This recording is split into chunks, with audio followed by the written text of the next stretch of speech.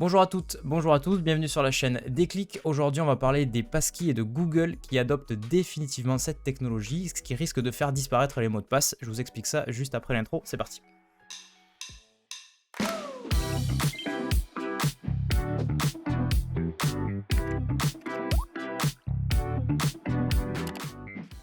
Alors les amis, aujourd'hui on va commencer à parler d'abord des passkeys puisque Google a annoncé, donc je sais hier ou avant-hier, je sais plus, je crois que c'était avant-hier, ouais, parce que l'article date du 4 et on est le 5, voilà, et du coup c'était avant-hier. Donc le 3 mai, ils ont annoncé sur leur blog que les passkeys étaient officiellement implémentés dans tous leurs services. Ouais, gros sujet Xavier, moi je suis très enthousiaste par cette technologie.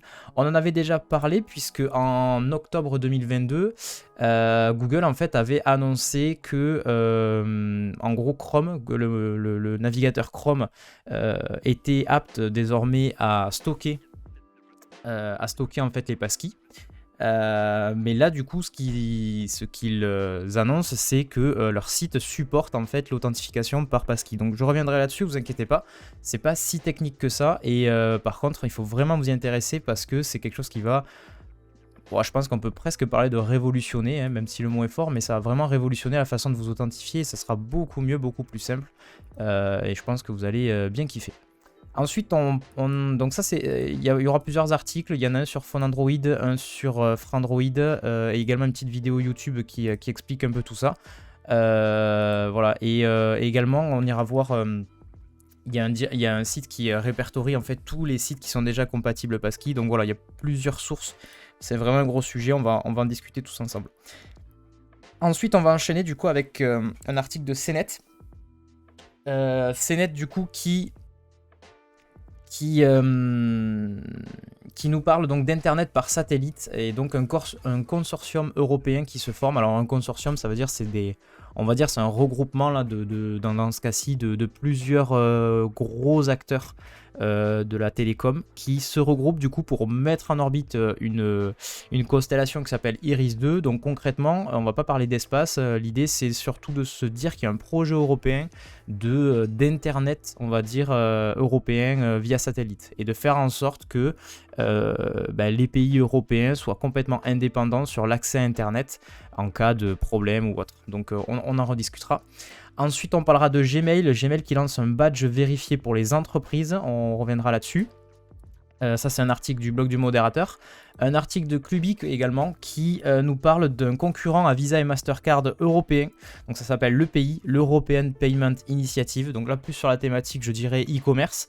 Mais vous allez voir, c'est hyper intéressant du coup, puisque actuellement on est assez habitué, même sur vos cartes de crédit, etc., à voir ces petits logos Visa, Mastercard. Et donc là, il y aurait un concurrent européen qui s'appelle EPI. Ensuite, on enchaînera avec un article de l'éclaireur Fnac qui... là, ça m'a fait beaucoup rire. Donc Microsoft qui font un peu les gros forceurs bien relous. C'est-à-dire qu'ils vont forcer sur Outlook et potentiellement apparemment sur Teams. Ils vont forcer l'ouverture des liens. Quand vous partagez des liens et cliquez dessus, vous serez obligé, en fait ça va automatiquement ouvrir sur Microsoft Edge, quand bien même vous ayez un autre navigateur par défaut. Donc ça va être du gros forcing, on va aller voir ça, on regardera ça ensemble, vous allez voir, c'est rigolo. Salut Benta, comment ça va? On parlera également de Numérama. Alors il y a beaucoup d'articles, mais je vous rassure, on passera peut-être pas à beaucoup de temps. Enfin voilà, vous aurez l'info, on échangera et peut-être qu'il y en a qui iront un peu plus vite que d'autres. Donc ensuite on enchaînera sur Numérama. Alors il parle de révolution, c'est un petit peu fort le terme, mais en gros il y a un changement qui va être plus symbolique qu'autre chose. Google Chrome va cacher le cadenas du HTTPS, donc voilà la connexion HTTPS. Vous savez quand vous êtes sur un site, d'ailleurs on doit l'avoir ici, il y a le petit cadenas, vous l'avez ici en haut là. Et quand on clique, on voit que ça nous permet de savoir que le site est en HTTPS.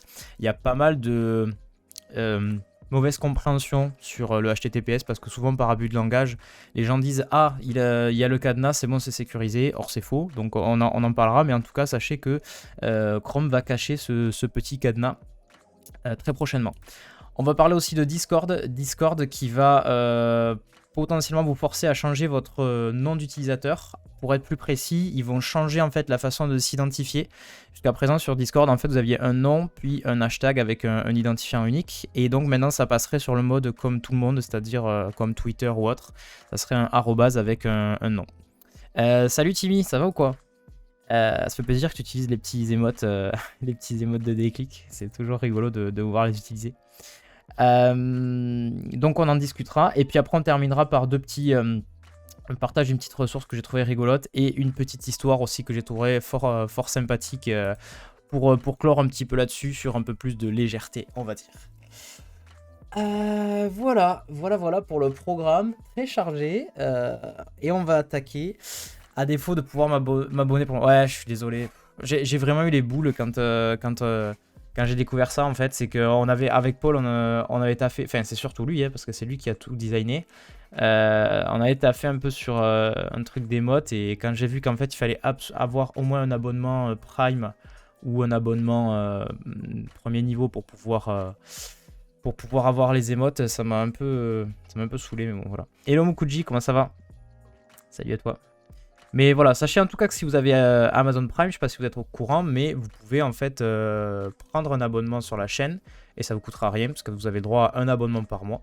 C'est ce qu'on appelle claquer son Prime dans le jargon et ça permet de soutenir la chaîne. Il te faut un abonné payant pour lancer le truc. Alors il ne me faut pas un abonné payant, mais en fait ce qu'il faut c'est... en fait j'ai mis les émotes, sauf qu'elles sont accessibles que pour les gens qui ont soit un tiers 1, soit un prime minimum. Enfin, tiers 1 ou 2, 3. Alors, si tu prends un tiers 2, tiers 3, tu as accès à d'autres trucs, mais je peux pas les mettre à disposition à tout le monde, en fait. Genre, des gens qui juste suivent la chaîne, ben, je peux pas. Tu peux débloquer les émotes de la chaîne uniquement si tu as un abonnement minimum Amazon Prime ou minimum tiers 1. C'est tout. Donc, c'est un peu chiant, je trouve.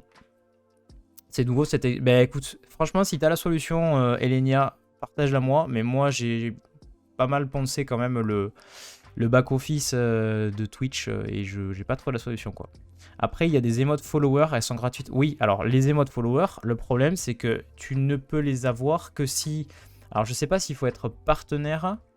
Bref, il y a un truc en gros, soit il faut avoir pas mal de viewers, ce qui n'est pas encore notre cas, enfin en termes de chiffres, on les a pas. Soit sinon, je crois qu'il faut avoir enchaîné 2 ans sans s'être fait striker, enfin il y a une espèce de truc comme ça. Tu peux pas, les emotes de followers, tu peux pas les avoir d'entrée quoi. Il faut respecter une certaine norme ou je sais pas quoi. Et tu débloques des slots d'émotes après 50 subs. Ouais, non, mais après, moi déjà, si je pouvais en mettre au moins, toi, tu vois, 3 ou 5 à disposition, ça serait cool. Mais je peux pas, voilà. Et je pense que du coup, bah, là, pour le moment, soit il va falloir qu'on ait plus de personnes qui nous regardent, style passer partenaire Twitch. Et visiblement, ça débloquera la possibilité d'avoir des émotes de followers. Soit sinon, j'ai vu un truc, je sais plus où j'ai vu ça. Où en gros il fallait enchaîner 2 ans ou un truc comme ça de stream sans strike et tout, montrer patte blanche pour y avoir droit. Franchement, si vous avez la solution, creusez de votre côté, donnez-la moi, venez sur Discord ou sur Twitter, peu importe, vous m'envoyez ça et moi, si je pouvais le donner à tout le monde, ça serait avec plaisir, mais voilà, j'ai pas trouvé la solution en tout cas moi. J'ai créé ça de mon côté, je les avais à l'époque alors que j'avais rien fait de spécial. Bah écoute Timmy, si t'as la solution, franchement balance et comme ça tout le monde pourra en profiter, ça sera trop cool. Merci en tout cas, merci à tous de me conseiller là-dessus. Allez, on commence les amis du coup avec un premier article du coup de Phone Android. Donc Phone Android qui nous parle effectivement, donc ça c'est un peu le gros dossier d'aujourd'hui. Enfin, il y en a pas mal d'autres, mais celui-ci est quand même assez costaud. Donc Google qui adopte définitivement les passkeys et qui du coup contribuerait à la disparition des mots de passe. Donc on connaît tous cette situation de j'ai 50 000 mots de passe, ça me saoule un peu parce que je dois les noter dans un carnet ou alors j'en utilise un mais je vais l'utiliser partout. Et résultat, si jamais il y a une fuite de mots de passe ou un truc comme ça, bah, du coup c'est hyper dangereux parce que le premier truc que font les hackers c'est tester un peu partout.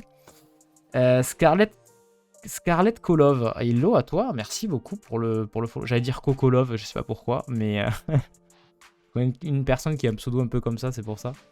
Bienvenue à toi en tout cas. Donc on connaît tous cette situation effectivement où soit vous avez un carnet de notes dans lequel vous notez tout, c'est pas très pratique, soit sinon vous mettez le même mot de passe partout, c'est pas non plus cool. Hello, il faut que je change ce nom. Ouais, non, mais c'est pareil, moi. Anto par le web, c'est un pseudo, c'est mon pseudo sur ma chaîne perso. Ça fait longtemps que je réfléchis à un autre nom, mais ça vient pas, quoi. Ça vient pas du tout, donc t'inquiète pas, je ne te juge pas sur ça.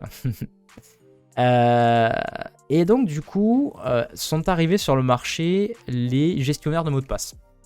Donc, Dashlane, 1Password, etc., etc. Ce sont ce qu'on appelle des gestionnaires de mots de passe, c'est-à-dire que c'est des logiciels qui vous permettent en fait d'avoir, je dirais, un mot de passe central. Et à partir de ce mot de passe que vous rentrez, ça va vous donner accès en fait à tous vos mots de passe. Et donc c'est plutôt pratique parce que en fait ces logiciels-là vont générer des mots de passe compliqués, ce qui fera que vous n'aurez pas de soucis de sécu. Chaque mot de passe sera unique. Et là où ils sont stockés, en fait, ils sont chiffrés. C'est-à-dire qu'ils sont illisibles, même par l'entreprise, on va dire, qui gère vos mots de passe. Et donc la clé de chiffrement, en fait, la clé qui permet de les retraduire, c'est votre mot de passe que vous entrez. On appelle ça un mot de passe maître en général.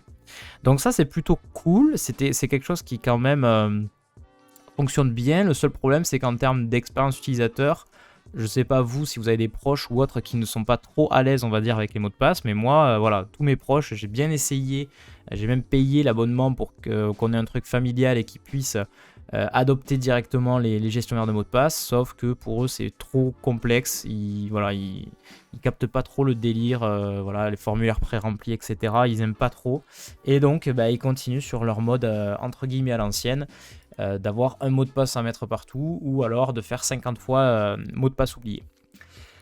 Donc ça c'est un petit peu la situation actuelle jusqu'à l'arrivée de ce changement, les passkeys. Donc les passkeys, en quoi ça consiste? On va lire un petit peu l'article et puis on reviendra là-dessus. Donc dans un article titré So Long Password, Thanks for All the Fish, donc traduisez adieu mot de passe, merci pour tout le phishing, l'équipe responsable d'implémenter les passkeys explique comment profiter aujourd'hui de cette technologie qui va nous changer la vie. Dès aujourd'hui, vous pouvez créer et utiliser des passkeys sur votre compte Google personnel. À partir de maintenant, Google ne nous demandera plus notre mot de passe ni la vérification en 2 étapes de FA, on pourra revenir là-dessus d'ailleurs, lorsque vous vous connectez. Tous les grands noms de la technologie, parmi lesquels on peut compter Apple, Google ou encore Microsoft, s'était mis d'accord pour remplacer les mots de passe par des passkeys avant 2024, et du coup la firme de Mountain View, donc comprenez Google, est la première du coup à s'engager dans cette révolution qui promet d'être adoptée rapidement par le grand public, tant les passkeys se révèlent pratiques. Donc ensuite on a une citation qui nous dit quand vous aurez ajouté une passkey à votre compte Google, nous commencerons à la demander quand vous vous connectez et effectuez des actions sensibles sur votre compte. La passkey elle-même est enregistrée sur votre ordinateur ou smartphone qui vous demandera une identification biométrique ou un code PIN pour confirmer que c'est vraiment vous. D'où le fait du coup que en fait on n'est pas obligé d'avoir une deuxième authentification, un 2FA, parce qu'en fait le fait d'avoir une identification biométrique plus la passkey, ça fait 2 façons de s'identifier finalement. Donc, pour expliquer celles et ceux qui peut-être ne comprendraient pas mon charabia depuis tout à l'heure, je vais essayer avec des mots simples de vous expliquer ce qu'est une passkey. Il y a un article de Frandroid qui est plutôt pas mal sur le sujet et qui explique un peu. Donc ils disent, bon je vous passe ça, on s'en fout un peu. Les passkeys ont commencé à faire parler d'eux l'année dernière lorsque Google, Microsoft et Apple se sont engagés à les adopter. Basés sur les normes FIDO, donc c'est une norme de sécurité, les passkeys, donc on peut traduire par clé d'accès, gèrent vos informations de connexion grâce au chiffrement à clé publique, aussi appelé chiffrement asymétrique, qui génère une clé publique et une clé privée. Pour une passkey, la clé publique est détenue par le site web sur lequel vous vous connectez, tandis que vous avez la clé privée. Donc en gros, le principe, pour essayer de traduire ça en bon français, l'idée c'est que, pour vous... Hello Beacon, merci beaucoup pour le follow. Pour vous expliquer ça de façon très simple, c'est que dans le cadre des passkeys, il faut que vous imaginiez que vous avez un système avec 2 clés. Une clé qu'on dit publique, c'est-à-dire que vous pouvez partager à n'importe qui en fait, qui est relativement simple, relativement, ça ne craint pas au niveau sécurité. Et une autre clé dont vous êtes la seule personne. Vous êtes la seule personne à détenir cette clé là. Une clé, ça va être alors je sais pas à quoi ça consiste, ça doit être des caractères, je sais pas exactement, je suis pas trop spécialiste de la sécurité, mais il faut vous dire, vous avez un petit bout de code qui vous permet de vous identifier vous, et ensuite un petit bout de code que vous pouvez partager avec le monde entier.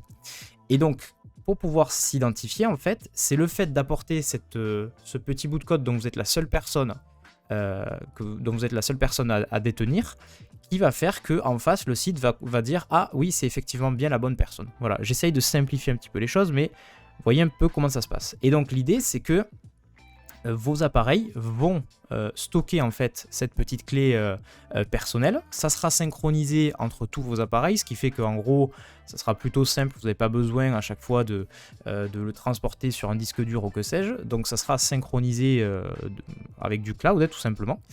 Et donc quand vous allez arriver sur un site, le site en question va avoir la clé publique, va avoir il va dire ok, montre-moi que tu as bien la clé qui correspond en face pour que je sois bien sûr que c'est toi. Et ça sera une façon de vous identifier.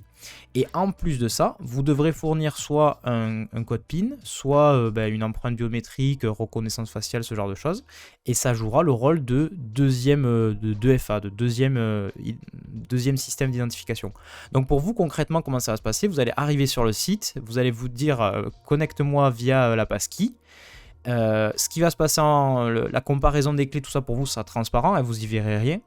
Par contre, vous pourrez soit mettre votre pouce, votre empreinte si votre téléphone le supporte, ou mettre simplement un code PIN, et ça sera beaucoup plus fluide, on va dire, en matière d'expérience. Je vous montrerai ça juste après. Il y a une espèce de démo que je peux vous montrer. Donc qu'est-ce que disait l'article aussi? Vous pouvez donc stocker la clé privée sur un appareil, généralement un smartphone, mais ça peut être aussi un ordi, une tablette, peu importe. Mais aussi la synchroniser avec un compte pour y accéder depuis d'autres appareils.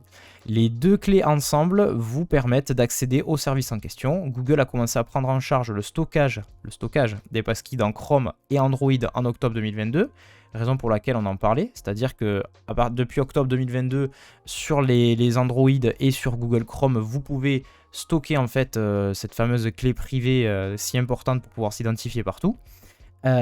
Et désormais vous pouvez également connecter votre compte via Google, parce que en fait c'est pas tout d'avoir cette espèce de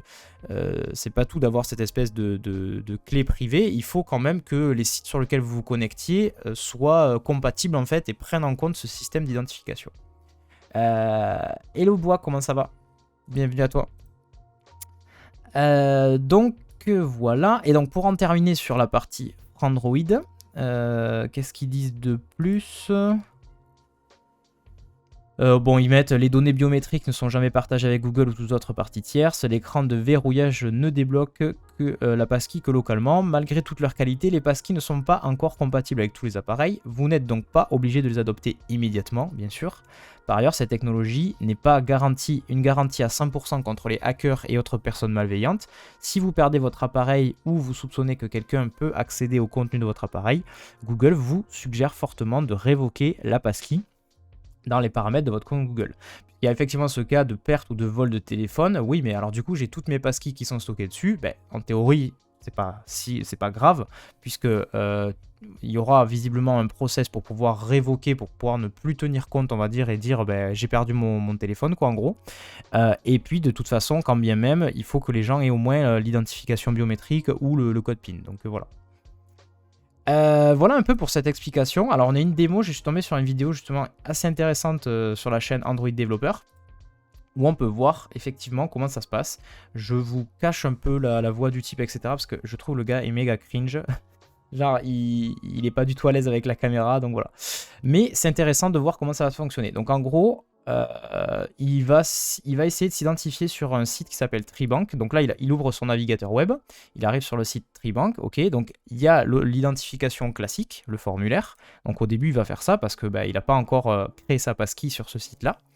Donc il entre ses infos, tout ça. Il accède et donc il accède au service de la banque. Et là, le site détecte qu'il utilise des passkeys. Et donc, il lui propose, il dit, ah ben si vous voulez, vous pouvez vous authentifier avec une passkey plutôt qu'avec un mot de passe traditionnel. Donc il dit, ben ok, allons-y, je crée ma passkey.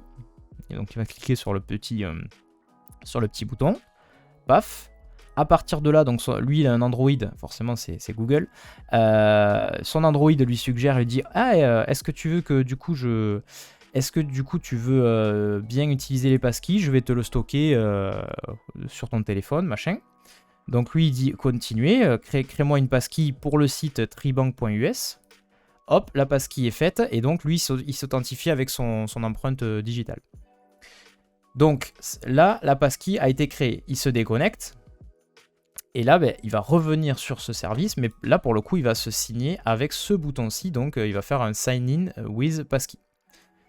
Là, il clique dessus et immédiatement, du coup, on lui propose, son Android lui propose, oui, effectivement, j'ai bien une clé qui correspond à ce site. Est-ce que tu veux l'utiliser? Il faut que tu donnes ton empreinte pour que ça puisse fonctionner. Donc, il donne son empreinte, tac, et voilà, il est directement connecté. Donc, du coup, il n'y a plus de nécessité, en fait, de retenir des mots de passe ou ce genre de choses. C'est ultra transparent, ultra fluide.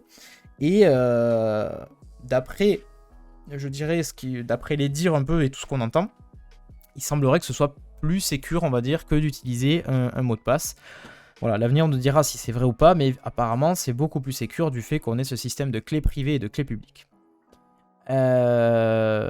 Donc ensuite il y a une autre partie qui est assez intéressante qu'il explique juste après, donc je vais peut-être un peu avancer la vidéo.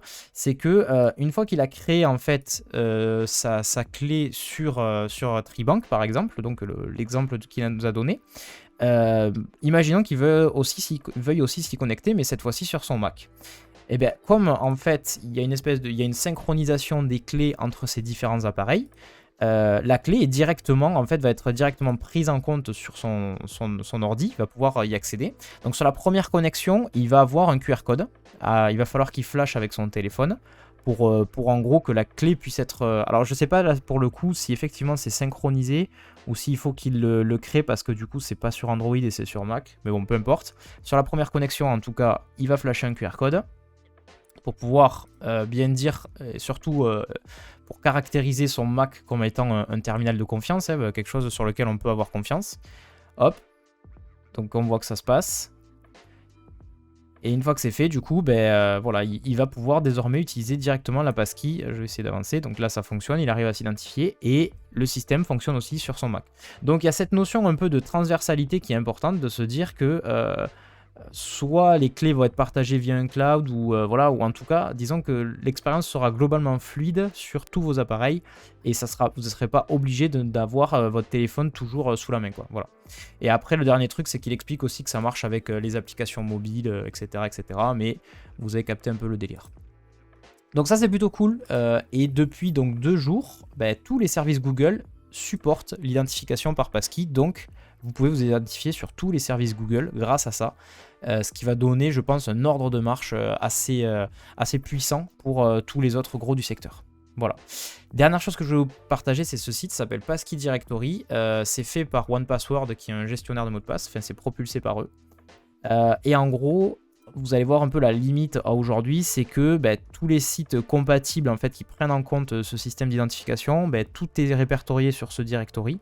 Et disons que voilà, c'est pas encore adopté en majorité. Mais là, le fait que Google le mette en place, je pense que ça va impulser quelque chose. Et du coup, potentiellement, il y a plein d'autres sites, voilà, demain, la Fnac ou je sais pas, là où vous consommez, potentiellement le prendront en compte.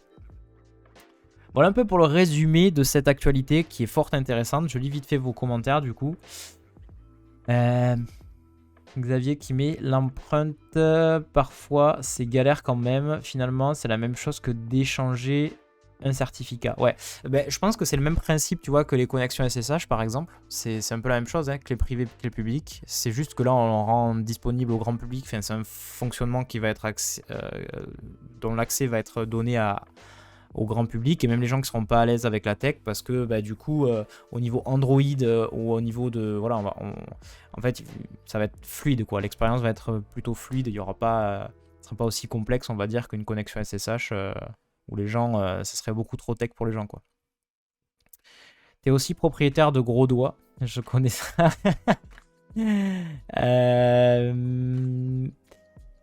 Même pas, j'ai des doigts fins. Ah, il y a un gros débat sur les doigts là, je suis désolé. Mokuji qui met le plus important, c'est que la clé privée, l'ancien mot de passe, sera vraiment fort systématiquement. Et oui. Non, mais clairement. Effectivement, le fait, déjà de base, en fait, ça va complexifier la tâche. Et alors, de mémoire, je saurais pas vous expliquer pourquoi techniquement, parce que je suis pas assez à l'aise là-dessus, mais il me semble que bah, du coup, pour tout ce qui est phishing, ça coupe directement l'herbe sous le pied au hacker, quoi. Donc le phishing, pour rappel, ça va être des gens qui vont vous envoyer des mails qui semblent à peu près légitimes, et ils vous incitent à cliquer sur un truc et du coup à faire une action un peu à votre insu. Et donc ça, pour le coup, ça le bypasserait. Mais je vous avoue que là, techniquement, j'ai pas poussé jusque-là pour savoir pour quelle raison. Voilà un peu pour cette thématique des passkeys, fort intéressante. Voilà, on avait déjà connaissance de ça, on savait que ça allait se démocratiser, mais là, cette annonce de Google, je pense, ça va impulser et donner un élan pour tous les gros du secteur. Hein. Surtout qu'il y a vraiment plein d'entreprises qui sont derrière ce projet-ci. Donc c'est une très très bonne chose, et visiblement Google a respecté son engagement de remplacer les mots de passe du coup avant 2024, donc ça c'est plutôt une bonne chose. On va continuer du coup les amis avec un article suivant. On va parler du coup Mokuji qui dit pour le phishing c'est parce que le faux site n'aura jamais... Exactement, ah ben oui, ça paraît logique effectivement. C'est-à-dire que donc effectivement dans le cas du phishing, quand vous cliquez sur un bouton, vous atterrissez du coup, imaginons sur un formulaire, sur un site avec un formulaire, et vous allez donner en fait votre mot de passe, et donc ils vont récupérer les infos. Or là, effectivement, tu as raison. C'est vrai que j'ai pas pris le temps de réfléchir, mais ça paraît très logique. C'est-à-dire que comme on a un système de clé publique, clé privée, le site n'a pas forcément accès à la clé publique, enfin il n'aura pas votre clé publique de par ailleurs, donc du coup, ça sera pas possible en fait de se connecter, effectivement. Alors, on enchaîne du coup avec un article. Xavier qui dit c'est une bonne idée quand même. J'avais regardé de loin, mais avec ton explication, c'est ultra clair. Ah, j'espère. C'est pas hyper évident de rendre ça, je dirais, clair, parce que des fois, même moi, il y a certains aspects techniques sur lesquels forcément il faut bien que je les comprenne et que je les maîtrise pour essayer de les vulgariser, mais c'est pas toujours très simple. Donc, si vous avez à peu près capté l'idée, c'est le principal. Sachez en tout cas que ça risque de changer pas mal votre quotidien. Avant, on avait tous des clés. Oui, mais c'est-à-dire des clés pour rentrer chez toi, à la limite. C'est des clés physiques, mais est-ce que tu veux dire que ça existait, ce type de système? Parce que moi, hormis la connexion SSH, j'avais pas forcément entendu parler de ce type de connexion, on va dire, pour du grand public, quoi. Donc l'article suivant est un article de CNET France qui parle donc d'internet par satellite. Merci beaucoup pour le follow. Hello, Causons Fusée. Ah tu arrives pile poil quand il faut. Tu nous as donné toutes les clés pour comprendre. On adore ce genre d'humour, Atomisty. Si un serveur se fait hacker et que la clé privée leak, ça expose les autres. Écoutez, on va revenir sur le sujet des passkeys avant d'enchaîner du coup sur CNET.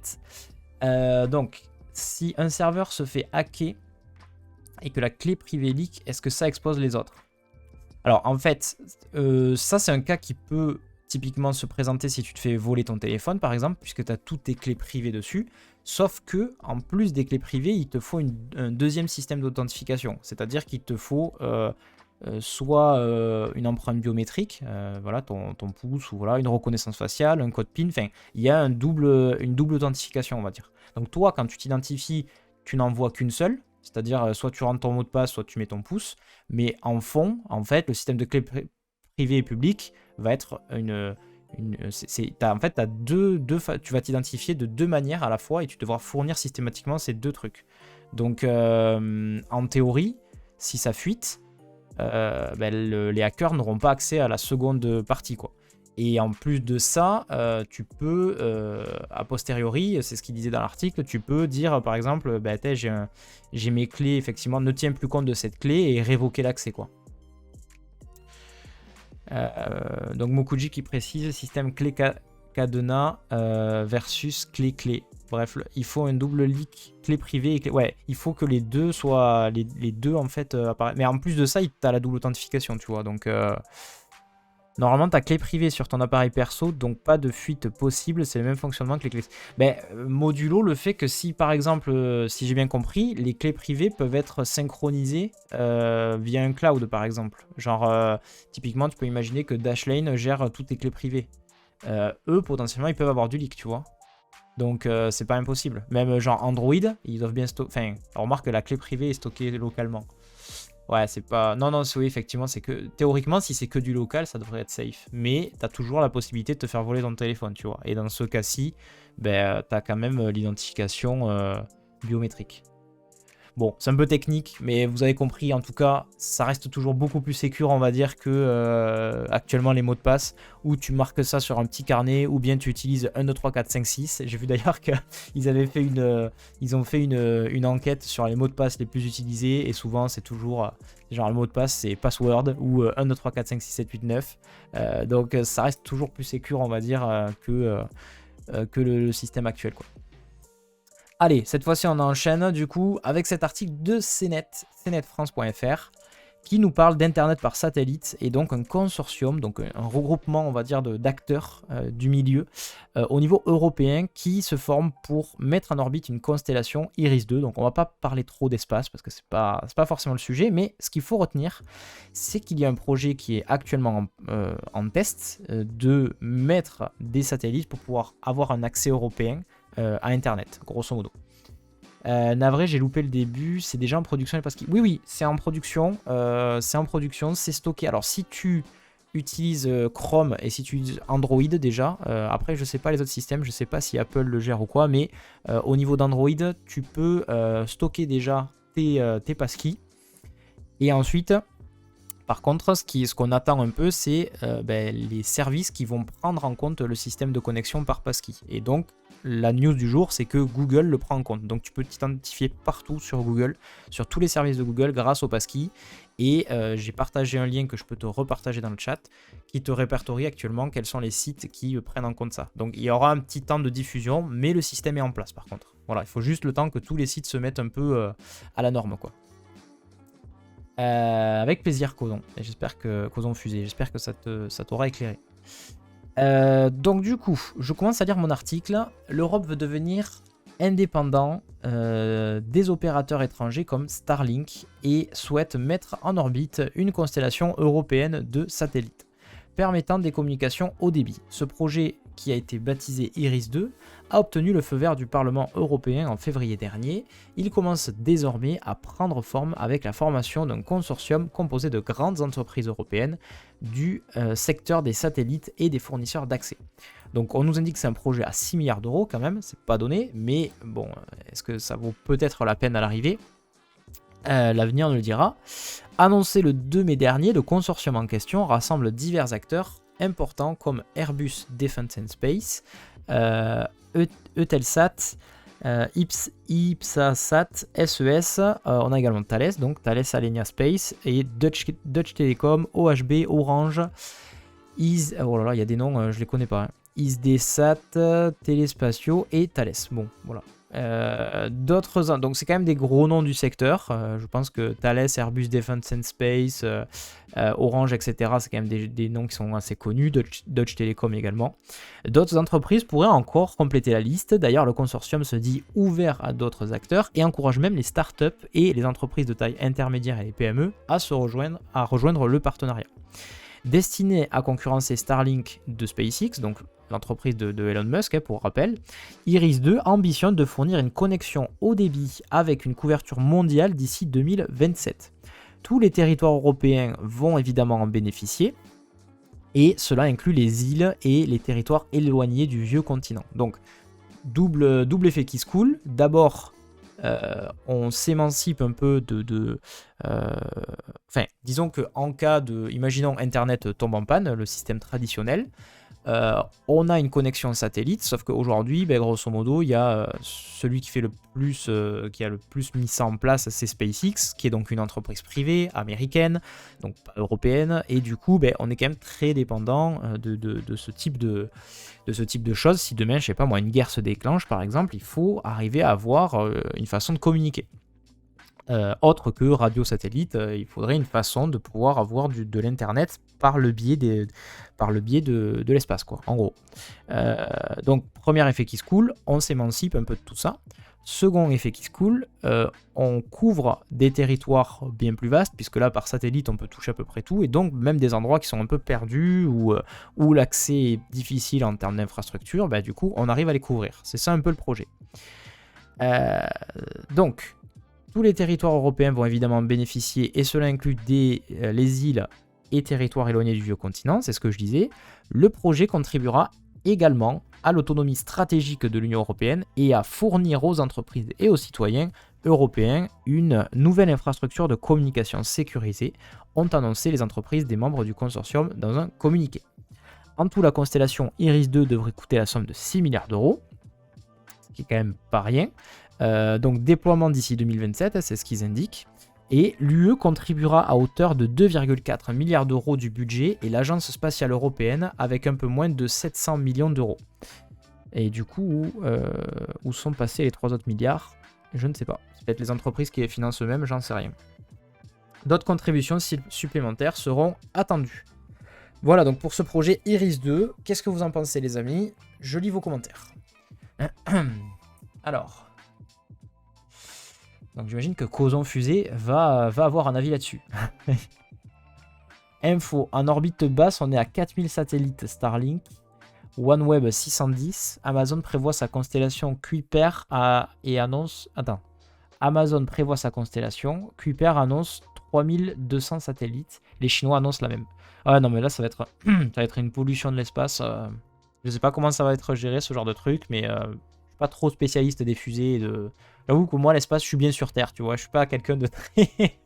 C'est pas quelque chose qui me fait rêver, mais faut quand même comprendre que ça fait partie de notre environnement, et du coup, ça fait un peu peur, ouais. Faut comprendre le carnage annoncé et aller voir le syndrome de Kessler. D'accord. L'Europe aurait pu racheter OneWeb quand la Russie s'est retirée 2 ans après, on se réveille désespérant. Voilà, là, t'es beaucoup plus calé que moi.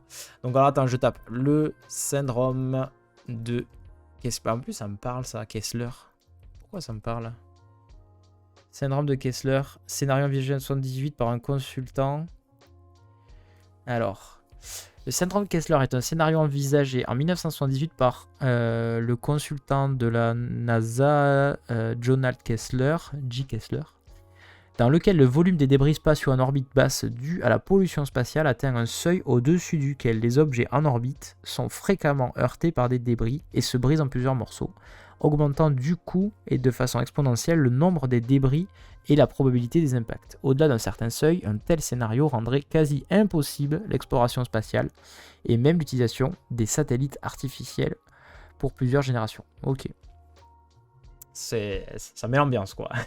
Mais effectivement, donc en gros, c'est de dire que si jamais on continue à polluer un peu l'espace, on n'y aura plus accès, 2, il risque d'y avoir des impacts. Est-ce que du coup ça va pas revenir aussi sur la Terre? Je sais pas.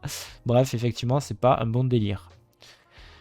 Et du coup, quand tu dis l'Europe aurait pu racheter OneWeb, c'est un projet qui tourne autour de ça, c'est ça?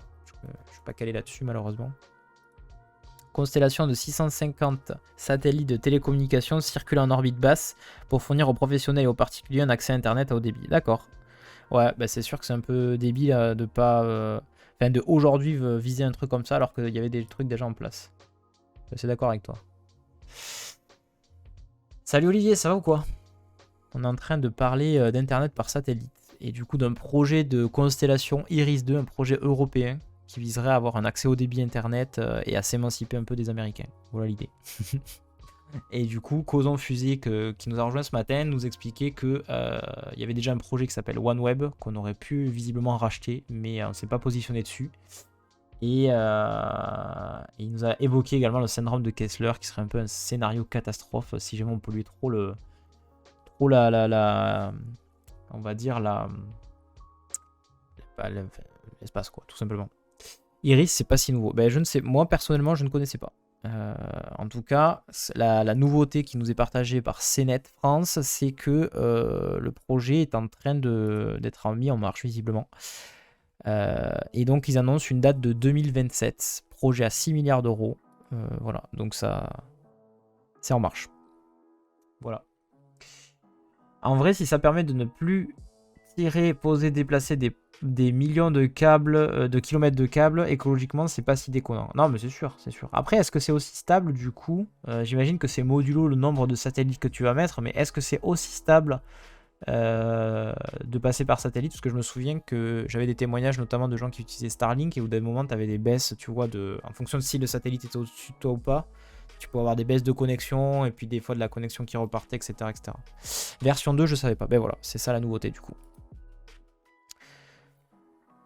Dans un contexte de souveraineté, à racheter un truc existant mondial est-il bien? Je ne sais pas, je ne sais pas. Là, on ouvre encore d'autres débats. La question étant surtout de se dire, au-delà du côté souveraineté, si demain c'est la guerre, potentiellement les Américains ont accès à pas mal de... Voilà, ils ont Starlink, ils ont plein de façons, on va dire, de pouvoir se connecter par satellite à Internet. Et nous, non. Donc, il n'y a pas de projet européen à ce niveau-là, apparemment. Ils vont faire du mesh après comme Wi-Fi. Ils vont faire du mesh après comme du Wi-Fi. J'ai pas capté, désolé. Stabilité oui, débit oui, latence clairement non. D'accord. Sachant que les orbites sont déjà super polluées, hein. On fait comment? Non mais c'est ça. On parlait aussi de ça, de ce côté pollution atmosphérique, enfin pollution de la galaxie et au-delà quoi. Voilà un petit peu pour cette annonce. Du coup, je vous propose qu'on enchaîne avec la suite, avec une autre actualité. Cette fois-ci propulsée par le blog du modérateur. Et Gmail du coup qui lance un badge vérifié pour les entreprises. Donc on nous résume un peu ce qu'il faut savoir. L'article va être relativement court, mais c'est cool de le savoir. Donc, l'article commence comme ceci. Puisque le phishing continue à se multiplier dans les boîtes mail et que les cybercriminels ne manquent pas de créativité pour usurper l'identité des marques, Google annonce le déploiement d'un badge vérifié pour les entreprises qui s'affichera à côté de leur nom d'expéditeur lorsqu'une personne ouvrira leur mail. L'objectif est de renforcer l'authentification des entreprises et de proposer ainsi une expérience plus sécurisée pour les utilisateurs.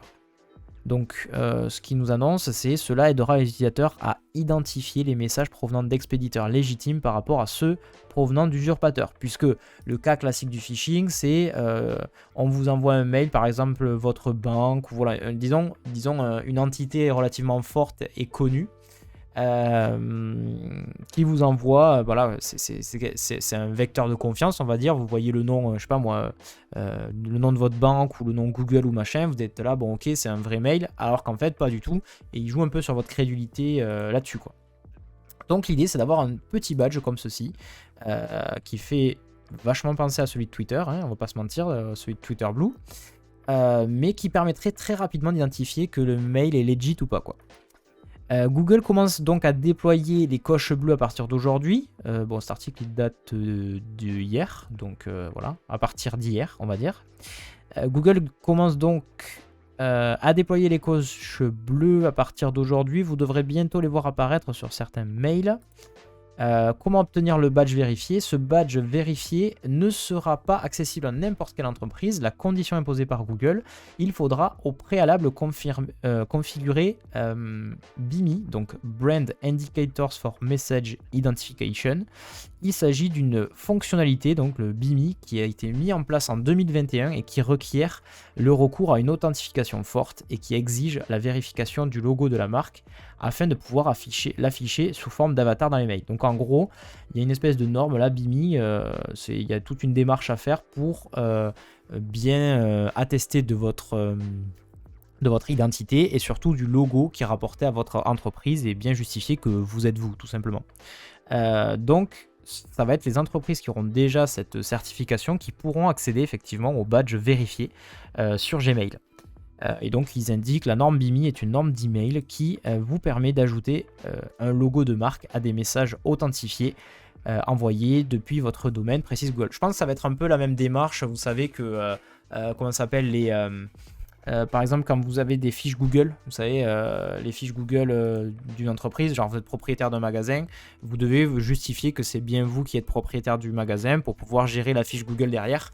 À mon avis, ça va être un peu la même démarche. Typiquement, demain, si on veut, PicBeam par exemple, l'agence PicBeam veut identifier que son mail et le logo rapportant est authentique, ils vont faire une démarche d'identification et du coup, ils auront effectivement cette certification et à partir de là, ils pourront avoir accès à la coche de Google. Voilà. Ça fait réagir, ça fait réagir. Attendez, est-ce que vous êtes toujours sur le même... Oula, là vous êtes sur le projet d'internet. Je me doutais bien que ça ferait parler un peu. Causons de fusée, il y a aussi l'équive du GPS chinois Baidu. L'équive, ok. Ce badge bleu utilisera les champs DNS. Alors Mokuji qui dit ce badge bleu utilisera les champs DNS de votre nom de domaine sur le principe tu possèdes un nom de domaine égal tu es légitime. Ah ouais, donc c'est pas ouf en fait. Ce badge bleu utilisera le champ DNS de votre domaine. Ouais, donc enfin, je trouve que c'est pas ouf parce que tu n'importe, enfin, ouais, remarque, tu me diras n'importe qui peut s'identifier, mais ça paraît logique parce que je réfléchis en même temps que je parlais, désolé. Donc tu dis que c'est lié au DNS, du coup, au nom de domaine, tout simplement. Il n'y a pas une autre démarche en mode, je sais pas moi, donner un papier officiel, comme quoi tu es bien une entreprise. Ou... Moi, je sais que par exemple, j'avais fait la démarche pour mes parents, vu qu'ils ont une entreprise. Et en gros, ce qu'ils faisaient, c'est qu'ils t'envoyaient un courrier postal à l'adresse du coup indiquée. Du coup, si tu le recevais, tu avais un code sur ce courrier qui prouvait bien que tu avais réceptionné le courrier au dit endroit. Et donc, que tu étais bien propriétaire, on va dire, de l'entreprise qui était liée. Timmy qui met ah oui je confirme la poste à son badge déjà, d'accord. Donc Olivier qui enchaîne sur une autre toujours sur le truc d'internet. Envoi d'un code à la... Oui voilà c'est ça Mokuji. Code à l'adresse postale, ouais c'est ça. C'est le même principe que pour les fiches Google.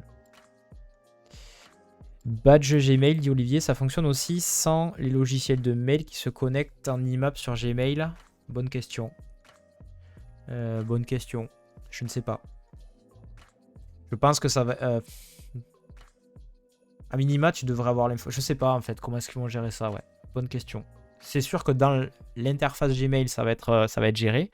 Est-ce que après, si tu te comptes à ton Gmail sur un autre client, ça fonctionnera aussi? Je ne sais pas. Mais dans tous les cas, oui, sinon ça sert à rien. Mais à mon avis, c'est quelque chose que s'ils mettent en place, tous les clients mail vont se lier à ça. Je pense que ça va être une métadonnée et après tu l'affiches comme tu veux. Mais pour moi, c'est un truc qui va être partagé, quoi. C'est pas non plus simple de voler un DNS. Non, pas forcément de voler un DNS, mais c'est plus moi le fait que tu puisses pas... tu vois, j'aime bien le système de dire on t'envoie un courrier à l'adresse où tu sais que déjà, en gros, c'est le siège social. Et là, au moins, tu es sûr d'avoir bien la personne en face. Parce qu'un nom de domaine... Enfin bon, je sais pas. Après, c'est peut-être moi qui suis trop parano. Je crois que ça croise plusieurs trucs. DNS, puis ouais, voilà. Voilà. Là, ça serait parfait, quoi. La preuve papier plus DNS. Ah ouais.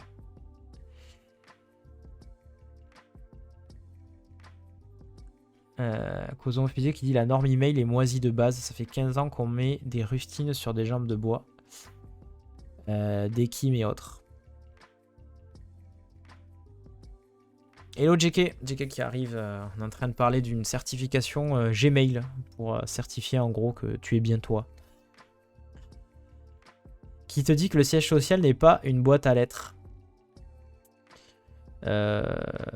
Non, mais après ton siège social, techniquement, c'est référencié. Enfin, en tout cas en France. Après, je sais pas, peut-être dans d'autres pays, c'est peut-être pas comme ça, je sais pas. Mais en France, par exemple, t'as des. Alors, je sais pas, c'est quoi, c'est Infogreffe, je sais plus. Enfin, t'as des organismes où t'as accès, par exemple, à des infos sur. Si tu veux savoir où est le siège social officiel d'une entreprise, déclaré légalement et autres, tu peux avoir accès à ça, quoi. Sur société.com ou autre, t'as accès en fait à la vraie adresse. Et donc, si tu envoies un courrier à cette dite adresse, théoriquement, au bout, tu as la personne qui est propriétaire, vu que c'est elle-même qui a déclaré que c'était la bonne adresse, quoi.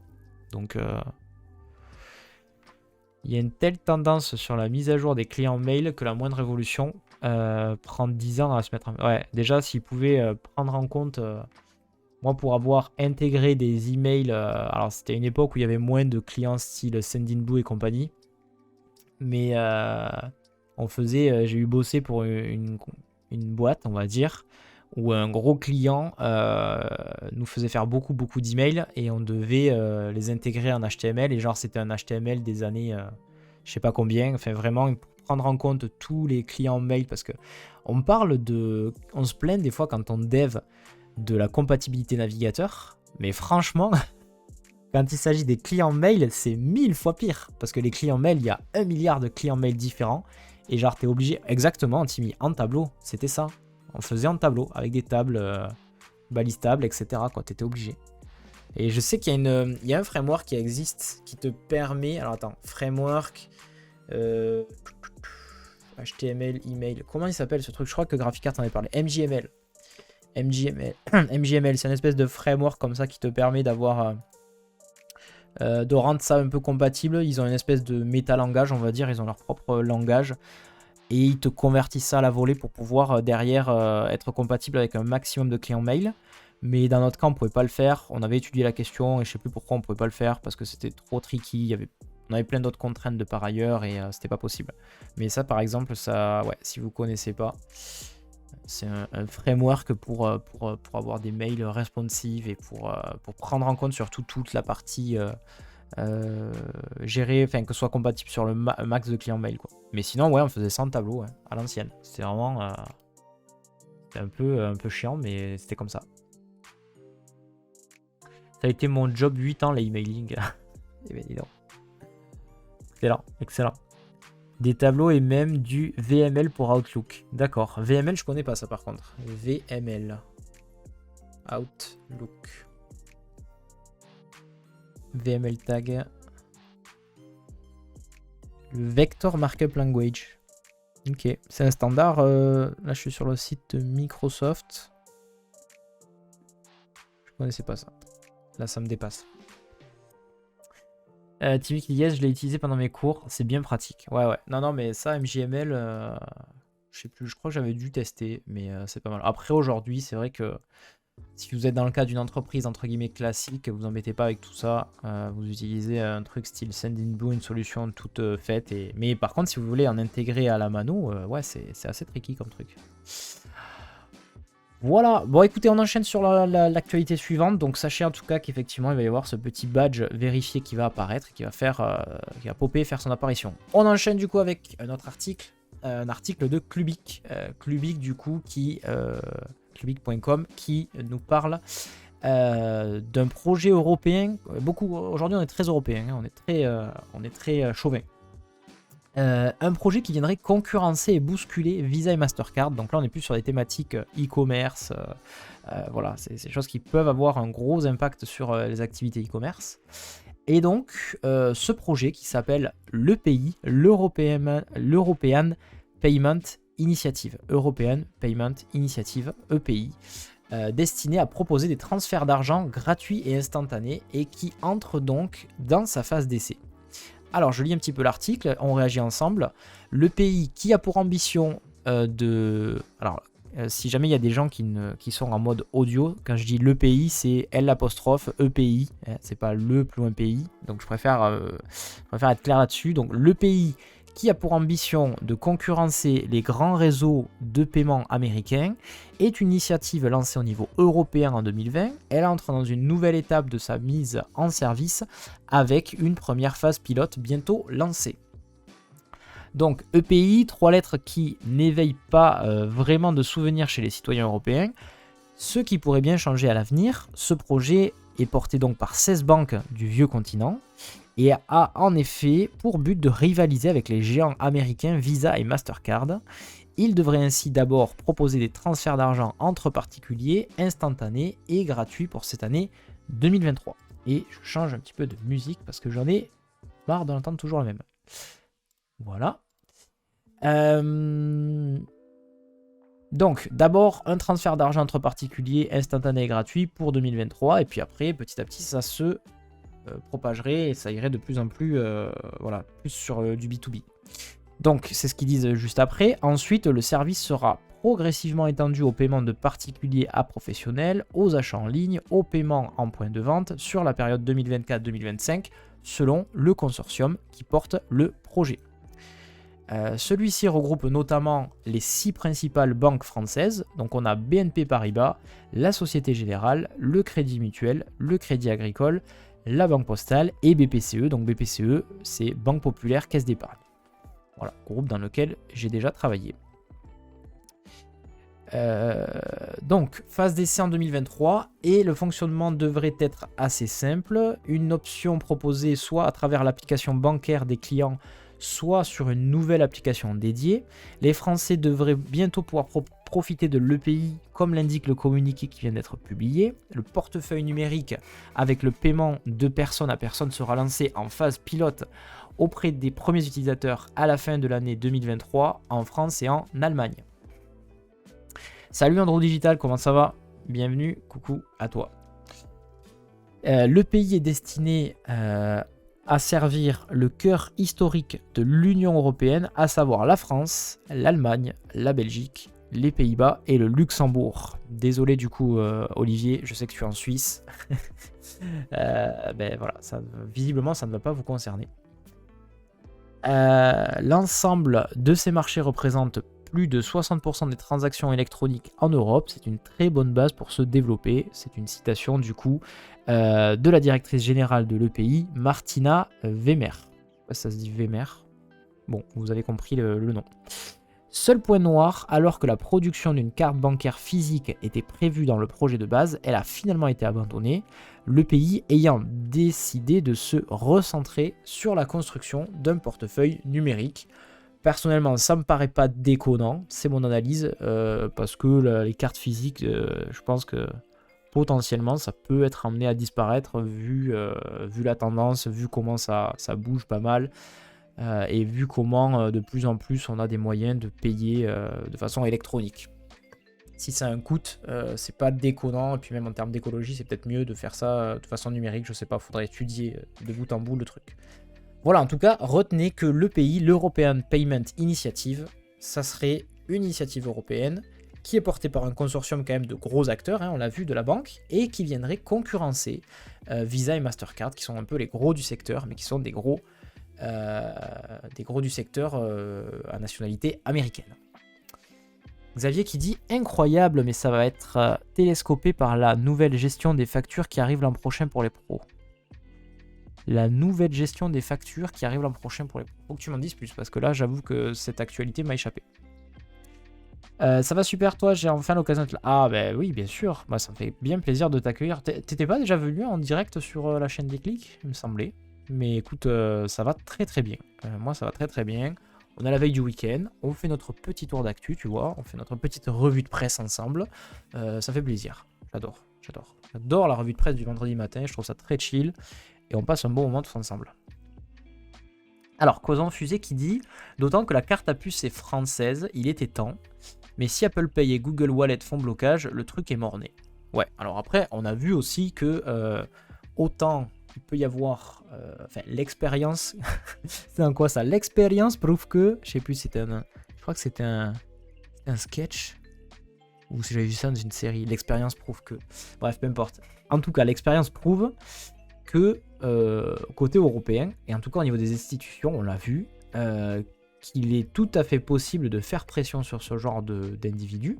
Là, on le voit par exemple, les normes européennes qui obligent Apple à réviser un peu le câble Lightning, etc. etc. Bon, ils ont trouvé une autre façon, je crois, de faire quand même un câble propriétaire en USB-C, mais tu vois, il y a quand même, quand l'Europe veut faire face, tu vois le RGPD, tu vois plein de choses comme ça, c'est quand même pris en compte parce qu'il y a beaucoup d'utilisateurs ici et que ils font pas tout ce qu'ils veulent. Donc peut-être qu'il peut y avoir autant il peut y avoir du lobbying dans un sens, les grosses entreprises américaines, les GAFAM, autant dans l'autre sens c'est aussi possible. Donc moi je veux y croire à ce genre de choses et voilà, je suis peut-être un optimiste crédule et naïf et candide, mais j'assume totalement et j'espère que ça peut avoir le jour, ça pourrait être vraiment cool. Ça se dit Weimer, ok. Eh ben merci beaucoup pour la petite prononciation phonétique, Olivier. Team physique ici. Je crois que le coût de physique est marginal pour nous quand tu vois les pourcentages de frais qu'ils prennent par transaction. Et oui.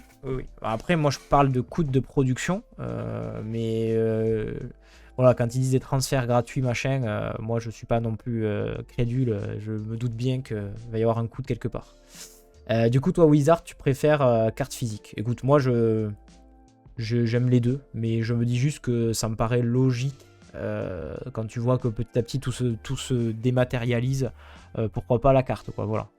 En tout cas, je pense qu'il faut surtout qu'ils se focus sur le système et sur l'adoption du système, de faire en sorte que ça marche bien et que les gens sont OK. Et après, s'il faut produire une carte physique, à mon avis, c'est pas ce qui va être trop complexe, j'imagine. Les e-factures en XML, non, j'ai déjà déployé des XML. Ah, mais tu parles de... Ça va être télescopé.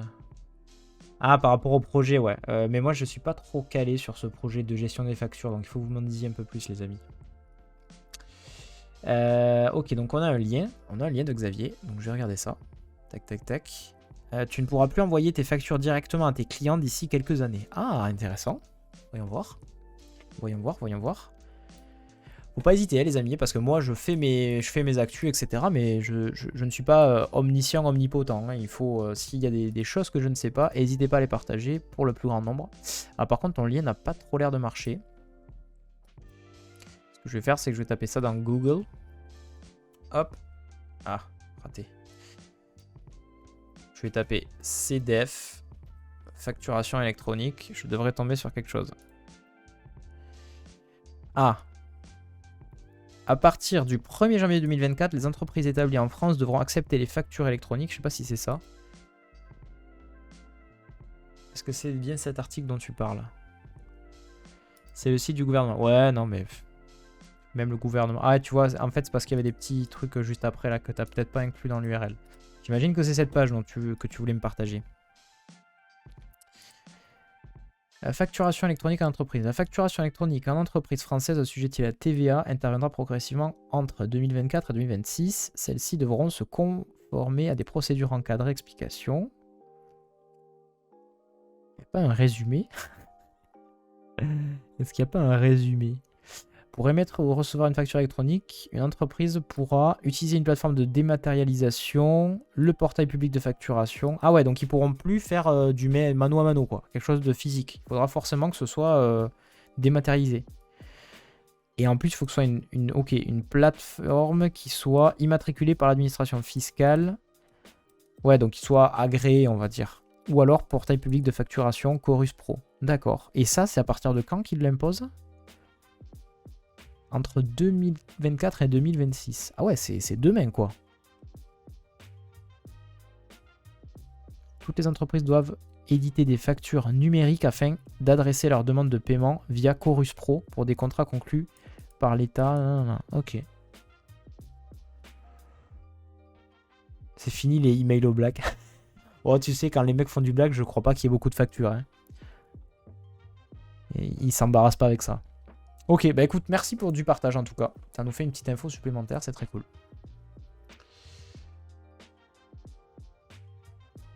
Alors Wizard qui met avoir que sont-elles comme moyen de paiement. Le jour où on te vole, tu pourras même pas bloquer ta carte et ça. Et ça va se faire plaisir vite et fort. Ouais. Non, après, je pense que moi, à aujourd'hui, je n'ai toujours pas passé le cap du paiement par téléphone. Même si j'avoue que ça a l'air très très cool et tout et que je suis très tech machin. Mais ouais, moi je suis comme toi. Pour moi, ma carte, elle me va très bien.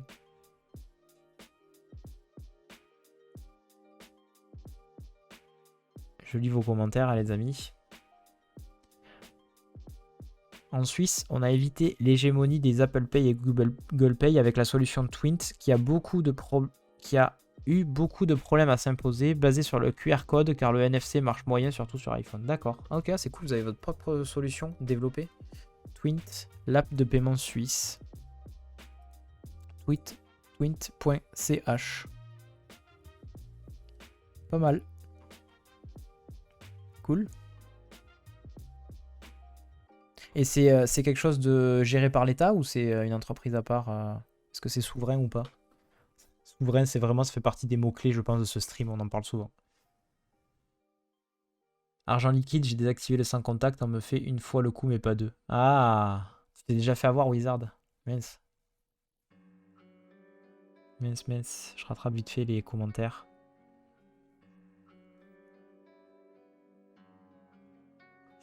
Olivier qui met les frais d'une Mastercard débit sur réseau crédit coûtent plus cher aux vendeurs qu'une Maestro. Ah non, mais il y a beaucoup de vendeurs aujourd'hui qui refusent carrément la carte maintenant parce que trop cher. Ça plombe beaucoup les commerçants au profit des banques. Ah oui, non, mais il y a beaucoup maintenant. Alors je crois que le sans contact, par contre, pour le coup, est beaucoup moins facturé. Donc c'est souvent les gens acceptent, ils peuvent accepter par exemple des paiements sans contact. Enfin, bon, en général, ils acceptent, soit ils refusent tout, soit ils acceptent tout, mais ou alors ils te demandent un minimum, un seuil minimal pour dépenser, sinon c'est sans contact. Mais ouais, effectivement, ça coûte cher, Après, bah, c'est vrai que c'est une commodité, quoi. Je me demande comment une entreprise étrangère va faire pour envoyer une facture au gouvernement français. Bonne question, Olivier. Bonne question.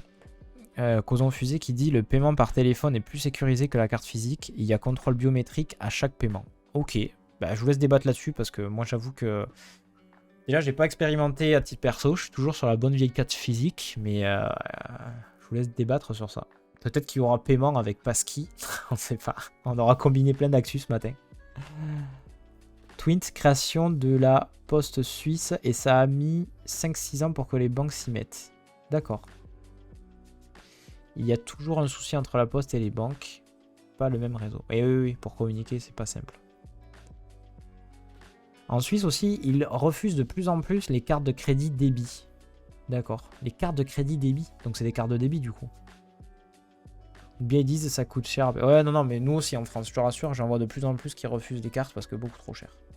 Déjà, il faut louer le terminal, et puis tu as t'es ponctionné sur tes transactions, enfin c'est compliqué.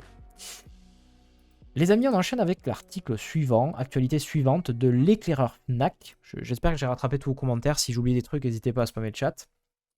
Et j'y reviendrai dessus. Donc, l'éclaireur Fnac qui nous partage une actualité fort intéressante. Microsoft qui font un petit peu les forceurs, on va pas se mentir. Les liens Outlook et Teams qui s'ouvriraient bientôt dans Microsoft Edge de façon forcée. Alors, je lis un petit peu l'article et on discute de tout ça. N'hésitez pas à partager vos commentaires et j'y reviens dessus. Microsoft ne recule devant rien pour évangéliser son navigateur Edge. Sous les feux de la rampe depuis qu'il intègre nativement le chatbot Bing basé sur ChatGPT.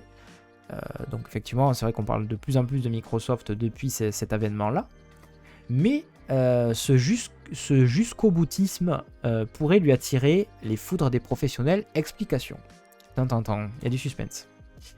C'est naturellement sur son blog que la firme de Redmond annonce la nouvelle. Les liens Microsoft 365 Outlook, donc Outlook quoi, et prochainement Teams devraient s'ouvrir, donc ces liens Outlook et Teams devraient s'ouvrir par défaut dans le navigateur Microsoft Edge.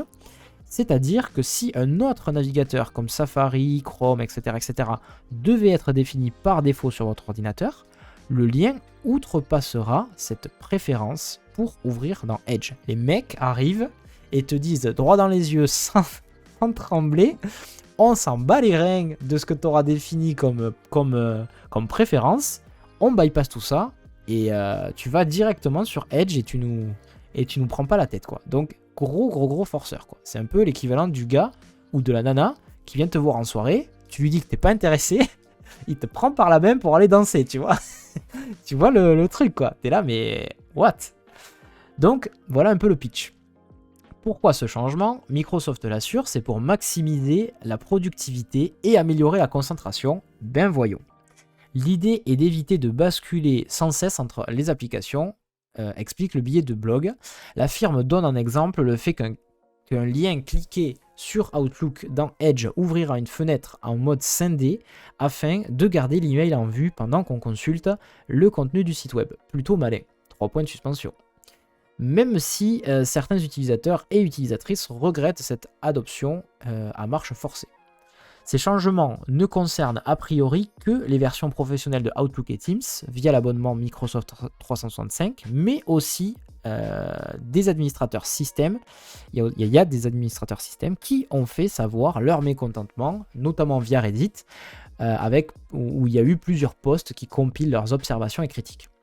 Alors on a un utilisateur qui s'appelle NeoWin, qui est donc voilà, qui justement poste de façon un peu sarcastique et dit: c'est exactement ce dont j'avais besoin, une douzaine de nouveaux processus Edge lancés en arrière-plan que je n'ai pas demandé et que je ne veux pas. Voilà, donc c'est un peu sarcastique évidemment, il ne faut pas le prendre en premier degré. On apprend toutefois que ce changement de philosophie ne concernerait que certains liens, à savoir ceux destinés à être ouverts sur un navigateur et non pas dans l'application Teams ou Outlook dédiée.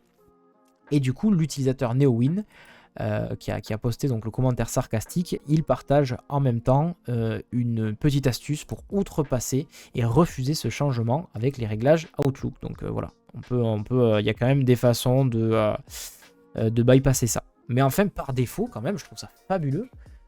Déjà, ils t'installent par défaut leur navigateur que tout le monde n'aime pas forcément. En plus de ça, ils vont te forcer à ouvrir le truc. C'est quand même fabuleux.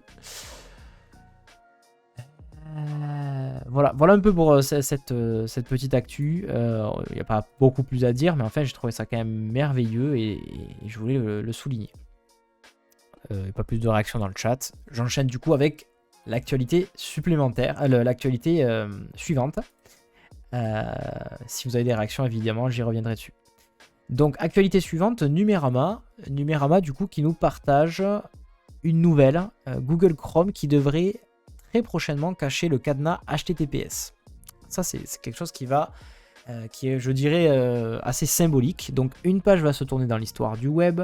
L'icône du cadenas qui sert à indiquer quand une connexion à un site internet est sûre. On reviendra sur cette thématique de est sûr parce qu'en réalité c'est pas si sûr que ça. Ne sera plus montrée par défaut sur Chrome. Elle sera déplacée dans un sous-menu. Google juge que ce symbole n'est plus nécessaire aujourd'hui et qu'il peut même être contre-productif. C'est un chambardement important qui s'annonce pour le web à partir de Chrome 117. Donc je crois qu'actuellement on est à la 112 ou 113, un truc comme ça. Et donc cette mise à jour qui doit sortir au mois de septembre 2023, du coup, provoquerait la fin de l'icône. Donc l'icône en forme de cadenas ne sera plus visible par défaut directement dans la barre d'adresse du navigateur. Elle sera retirée et remplacée dans une fenêtre regroupant divers paramètres en rapport avec le site visité. Le calendrier de retrait a été précisé dans une actualité par une 2 mai sur le site de développement de Chromium, le navigateur sur lequel repose Google Chrome. La décision prise ici, je vais y arriver, par Google est considérable compte tenu du degré d'utilisation de Chrome dans le monde, un peu plus de 6 internautes sur 10 qui utilisent ce logiciel. Donc le cadenas, à quoi il correspondait ? Il correspondait du coup au fait d'identifier qu'un site utilisait bien le protocole HTTPS, donc que la liaison établie entre votre navigateur et le site, donc entre l'internaute on va dire et le serveur, est bien protégée par une couche de chiffrement afin de garantir la confidentialité. Donc ça, hyper important, il y a des gens qui ne comprennent pas tout quant au HTTPS. Souvent, moi j'ai des proches qui sont pas dans la tech et qui disent ouais, c'est bon, le site en fait il a le cadenas, c'est HTTPS, c'est bon, c'est sécurisé. Faux, entièrement faux. Le HTTPS, ça vous garantit juste que votre message ne sera, même s'il est intercepté, ne pourra pas être lu puisque chiffré. En revanche, le site sur lequel vous êtes peut potentiellement être un site frauduleux. C'est un peu comme si, imaginez, si je devais donner un exemple dans la vie réelle, vous allez envoyer par exemple un courrier à une entreprise, je sais pas moi, une entreprise qui pose des fenêtres. Le HTTPS vous garantit juste que votre enveloppe elle est scellée et que personne ne pourra y accéder, que le message pourra bien aller jusqu'à l'entreprise et que si l'entreprise vous envoie une réponse, pareil ça sera scellé, il n'y aura pas de souci à ce niveau-là. En revanche, votre entreprise qui va vous poser vos fenêtres pourra potentiellement vous arnaquer. Ça c'est toujours faisable. Donc le HTTPS, ça ne garantit pas que le site est sécurisé, qu'il n'y a pas de problème et tout, ça dit juste ceci, vos messages que vous envoyez, je reprends mon exemple de fenêtre, votre courrier ne pourra pas être intercepté sur la route et les messages seront pourront pas être interceptés tout simplement. En revanche, l'entreprise de fenêtre pourra toujours vous arnaquer si elle est frauduleuse. Voilà, mais c'est pareil pour les sites, c'est exactement pareil. Hello Mine, bonjour, comment ça va ? Bienvenue à toi, bienvenue sur le chat. Euh, Voilà un petit peu, donc effectivement, c'est quand même très symbolique la disparition de ce cadenas. Alors j'ai découvert un truc aussi, ils le disent dans l'article, que cette petite icône remonte aux années 90 et était déjà présente avec le navigateur Netscape. Navigateur que moi personnellement je n'ai jamais testé puisque je suis des années 90, donc à cette époque-là, effectivement, c'était un petit peu tôt pour moi pour avoir notion de tout ça, mais en tout cas, ça existait déjà du temps de Netscape apparemment. Et après, qu'est-ce qu'on nous dit d'autre? Donc en fait, voilà, il réexplique un peu ce que je vous ai dit, c'est-à-dire qu'il y a beaucoup d'internautes qui font la confusion entre le fait qu'un site soit sécure, qu'on puisse y aller tranquille, ou le fait qu'il soit en HTTPS. Ils disent aussi qu'il y a de plus en plus de sites de phishing qui utilisent ce cadenas-là, donc voilà, ça apporte de la confusion. Ils ont même fait une étude où en gros, ils estiment qu'il n'y avait que 11% des participants de l'étude qui avaient compris la signification réelle du HTTPS. C'est normal, c'est un peu technique. Voilà, et après, donc dernier paragraphe, ils reconnaissent effectivement Google que le HTTPS a été très utile dans les années 2000-2010 parce qu'il fallait évangéliser, il fallait inciter les sites à passer en HTTPS. Ils ont même poussé, voilà, il y avait des critères en fait de bon classement, enfin pour le SEO en gros, il y avait c'était mieux si vous étiez en HTTPS parce que en termes de référencement, ça vous permettait d'être mieux placé. Mais à aujourd'hui, c'est globalement, je pense que la campagne de marketing et d'adoption a bien fait son job. Et donc, ils disent pour eux que, au contraire, il vaut mieux le retirer parce que les gens ont tendance à confondre le HTTPS et le fait qu'un site soit sécure. Voilà. Voilà, grosso modo, pour cette petite actu. Est-ce que ça vous fait réagir, les amis? Je regarde vos commentaires. Alors. Je remonte un peu. Alors sur l'actualité précédente, j'imagine, donc sur la partie lien forcé où on force à ouvrir un lien, Olivier dit c'est un classique de Microsoft, ils n'ont pas réussi avec Internet Explorer et ils refont avec Edge et Teams. Ouais, non mais... en fait c'est quand même un truc de gros forceur, tu vas voir. Hein. T'obliger à ouvrir sur leur navigateur directement un lien alors que tu spécifies que tu as un navigateur préféré, c'est quand même un truc de gros forceur. Hein. Microsoft renoue avec ses vieux démons, dommage. Cela dit, Edge est un très bon navigateur. Voilà, maintenant en plus, Edge est basé sur du Chromium, si je me trompe pas. Même moteur que Chrome. Donc effectivement, peut-être que ça leur enlève pas mal de soucis. Attendez, je vais revérifier, mais il me semble que Edge, c'est un Chromium. Ouais, c'est ça. Chromium depuis 2020.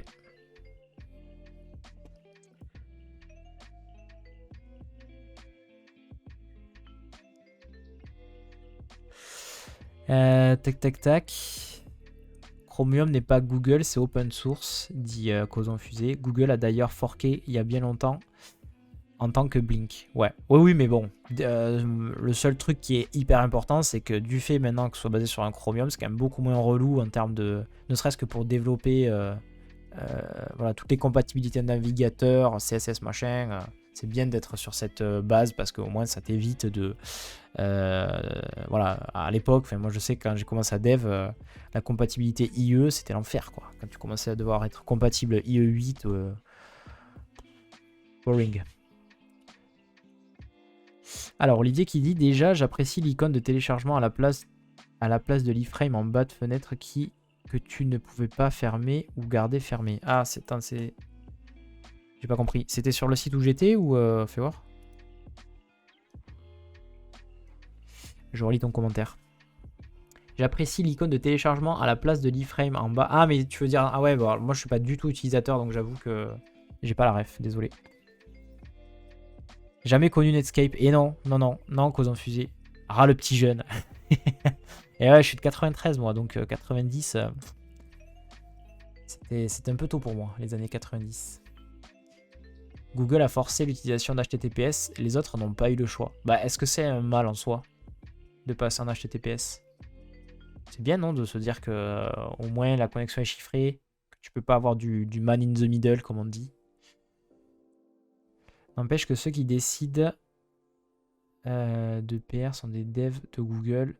Ah oui, par rapport... Ouais, ok. Blink est un fork du moteur Safari. Blink est utilisé dans Chromium. Oula, là, gros débat sur les moteurs, de navigateur, etc. La trentaine cette année, ouais, j'ai passé le cap. J'ai passé le cap de la trentaine, ouais. J'ai passé le cap. Bon, je le vis bien. Je le vis bien. Moi, je pense qu'il y a un temps pour tout et j'ai l'impression de vivre ma meilleure vie en ce moment. Donc voilà, je suis très très content. J'étais pas trop un adepte, tu sais, de... L'adolescence, c'est très cool, mais ça apporte aussi son lot de contraintes. Merci Candwitch, merci pour le follow. Au moment où je partage un peu ma vie. Ça fait plaisir de t'accueillir. Du coup, ouais, effectivement, l'adolescence c'est cool, hein, t'as plein d'avantages et tout, mais je trouve que là au moins t'es... Hello Terra, merci beaucoup pour le follow, ça fait plaisir. Mais je trouve que c'est un peu chiant dans le sens où bah déjà t'es à l'école, t'as les devoirs à la maison. Les devoirs à la maison, une peine. Ouh, heureusement j'étais très bien cadré. D'ailleurs il y a potentiellement une personne dans le chat qui va se reconnaître, mais j'ai été très très bien cadré au niveau des devoirs, croyez-moi. Et heureusement parce que c'était pas trop mon délire. J'ai passé un français du bac à réviser des textes dans absolument toutes les pièces de la maison. Genre je suis même allé jusqu'à réviser dans la voiture parce qu'à chaque fois je m'endormais et c'était affreux. Hein. Je commençais à lire un texte, ça m'intéressait pas et je m'endormais. Donc ça a été compliqué pour moi. Hein. Je préfère maintenant là, tu vois, maintenant je fais un taf que j'aime. Voilà, on est bien là, on parle de web, etc. Là je suis bien là, je suis bien à ma place. Pense à ceux qui se rapprochent des 40 ans. Et oui Xavier. Non mais après... Ah, c'est dans la tête, comme on dit. Sauf quand tu commences à avoir un peu de... Quand tu commences un peu à rouiller au niveau des articulations, là, c'est pas que dans la tête. Mais sinon, voilà. J'ai vu la petite référence, mine. Ouf, j'ai encore 2 ans devant moi, dit Atomisty. Ouais, après 30 ans, c'est pas si affreux. 93, on est là. Représente. C'est ma seule intervention de la matinée, dit Merliot. 9-3. Alors, Codon Fusée qui du coup reste focus sur le sujet. Un fork de Safari, tu crois vraiment qu'Apple propose de l'open source? Il y a un vrai débat là qui s'est lancé sur la partie navigateur et moteur. Alors, je vous laisse continuer à débattre. J'enchaîne du coup moi avec mon article suivant. Puisqu'il est 10h, donc il va falloir un peu se grouiller. Article du blog du modérateur qui nous dit donc Discord, tout le monde va devoir changer son nom d'utilisateur. Ah, qu'est-ce qui se passe? Alors, jusqu'à présent, pour les utilisateurs Discord, 1993, il me reste quelques mois, dit 7 poly pour le pro. Alors là, il y a beaucoup de représentants de 93, j'ai l'impression. Là, je suis représenté dans le chat, ça fait plaisir, ça fait plaisir. Première intervention, du coup, de Ced. Alors, est-ce qu'on dit 7 poly? Je sais pas. Ouais, je dis Ced, ça ira mieux. Ça évitera que j'écorche ton pseudo. Bah écoute, profite bien encore d'être dans la vingtaine. Ça arrive tout doucement. Moi, je me dis toujours, quand tu arrives à un âge symbolique, je vois pas le truc en mode « Oh, j'en suis déjà à ce step-là ». Je me dis « Bon sang, c'est trop bien, je suis déjà arrivé jusque-là. C'est vraiment trop bien. » Mais c'est ma vision des choses après, voilà. J'ai déjà passé les 30 ans, il y a 3 ans de mon côté. Je suis retourné à l'école pour mes 32. Je fais tout à l'envers. Ah, donc t'as 33 ans, c'est l'âge du Christ. Essaye de marcher sur l'eau pour voir. Peut-être ça fonctionnera, hein, on sait pas. Ou la multiplication des pains. Tente, on va voir. Et bonjour à tous les jeunes et les moins jeunes. Oui, non mais il y a de tout sur ce stream. On a de tout âge, pas de discrimination à ce niveau-là. Alors les amis, on enchaîne du coup sur l'actualité suivante du blog du modérateur qui nous parle donc de Discord. Discord qui va avoir un changement plutôt majeur, on va dire, au niveau des identifiants et de votre façon d'identifier votre compte. Donc je lis rapidement et on réagit. Un grand changement se prépare sur Discord. En effet, la plateforme de messagerie vient d'annoncer une évolution importante quant au nom, concernant les noms d'utilisateurs. Jusqu'ici, Discord, donc Discord pour celles et ceux qui ne connaîtraient peut-être pas, c'est un peu l'équivalent de Slack. Donc en gros, c'est un système de messagerie instantanée. Vous voyez ça comme un logiciel, vous vous rendez dans ce logiciel et donc il y a d'autres personnes et vous pouvez communiquer comme ça en direct. Voilà, c'est plutôt cool. J'en profite d'ailleurs pour vous partager le fait que nous avons notre Discord. Donc si jamais vous voulez rejoindre le nôtre, vous faites un point d'exclamation Discord dans le chat. Je vais le faire de suite. Hop. Et là, Streamlabs va directement vous donner le lien. Donc vous avez le lien là et vous pouvez rejoindre le Discord et poursuivre toutes ces discussions fort intéressantes. Voilà, échanger un peu là-dessus. Grosso modo, j'ai essayé de scinder. Peut-être que on reverra un peu l'organisation, j'en sais rien du Discord. On a une partie la commu dans laquelle on a, voilà, vous pouvez vous présenter. On voit qu'on a une présentation ici. On a Grace qui vient de se présenter. Bonjour à toi. Je lirai après ton message. On a une partie de discussion. Hier, on a parlé de Tapir, sans transition.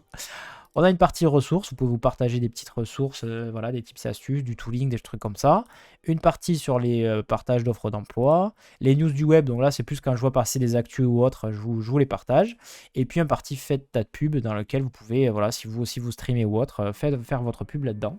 Et après, donc, Open Space TXT, en fait, c'est parce que en fait, vous pouvez accéder à Open Space qui est en fait une partie où vous pouvez discuter en vocal.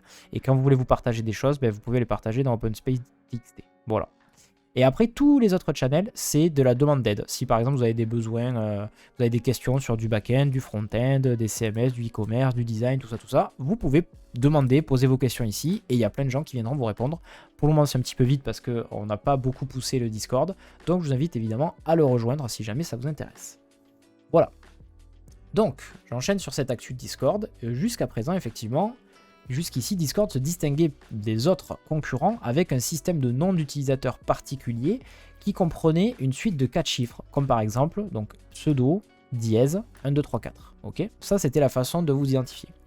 Désormais, les noms d'utilisateurs prendront la forme suivante, arrobase et le pseudo, exactement comme on peut avoir sur Twitter ou autre. Ils se sont un peu, ils se sont conformés à ce qui se fait de façon classique. Une forme plus commune que l'on retrouve par exemple sur Twitter. Concrètement, tous les utilisateurs Discord auront un nom d'utilisateur unique, donc ce fameux arrobase quelque chose, qui sera quelque chose que vous pourrez définir, mais uniquement avec des lettres et des chiffres. Donc ils disent uniquement des lettres, des chiffres, 2 caractères spéciaux maximum. Donc ils incluent quand même les caractères spéciaux. Et après, vous aurez un nom d'affichage. Donc là, pour le coup, c'est le nom que vous voulez voir affiché. Vous pouvez mettre ce que vous voulez, c'est freestyle. Un nouveau champ qui permet d'afficher un nom plus original, ce qui peut inclure des caractères spéciaux, des emojis, des espaces, etc. Et autant le nom d'utilisateur doit être unique, autant le nom d'affichage ne l'est pas. Si par exemple, moi, je mets Anto et qu'il y a d'autres Anto, on peut. Par contre, sur le arrobase, il n'y aura qu'un seul arrobase Anto dans le monde entier. La mise à jour sera déployée dans les semaines à venir. Tous les membres de Discord seront invités à choisir un nouveau nom d'utilisateur, mais la priorité sera donnée aux membres de longue date. La transition se fera donc sur plusieurs mois. Bon à savoir, donc votre pseudo dièse, enfin l'identifiant actuel continuera à fonctionner, mais ça sera plus un alias, d'accord. Et du coup, ouais, bon après ils expliquent pourquoi ils l'ont fait, tout ça, parce que c'était un peu galère en fait de s'identifier. Voilà. Sachez en tout cas que ce sera un déploiement progressif et que donc peut-être vous ne ferez pas partie des premiers à choisir. Donc si vous voulez un pseudo en particulier, il sera peut-être déjà pris quand vous y aurez accès. Bon voilà, c'est comme ça. Ils donnent priorité aux gens en fonction de leur antériorité, en fonction de quand est-ce qu'ils sont apparus sur Discord. Ça me paraît pas déconnant. Je lis vos commentaires.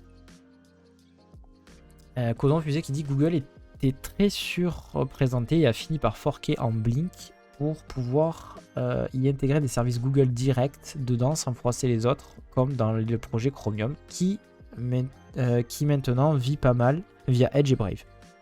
D'accord. Et Blink, du coup, dans quel cas est-ce que les gens... Pardon, dans quel cas est-ce que les gens l'utilisent? C'est uniquement sur Chrome ou pas?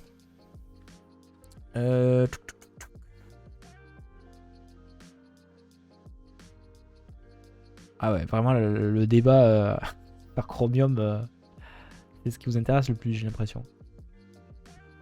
Hâte de m'appeler, Elenia4201. Ah, peut-être qu'il sera pas pris d'ici là, ce nom, je sais pas. Après, moi je pense que le Anto, je peux y faire une croix dessus, parce qu'on est tellement nombreux à s'appeler Anto. Mon nom de famille est aussi très commun, donc voilà. C'est pas facile pour moi de déterminer en général des noms. Mais voilà. Les amis, on termine du coup avec 2 petits partages. On termine un peu cette matinale tous ensemble.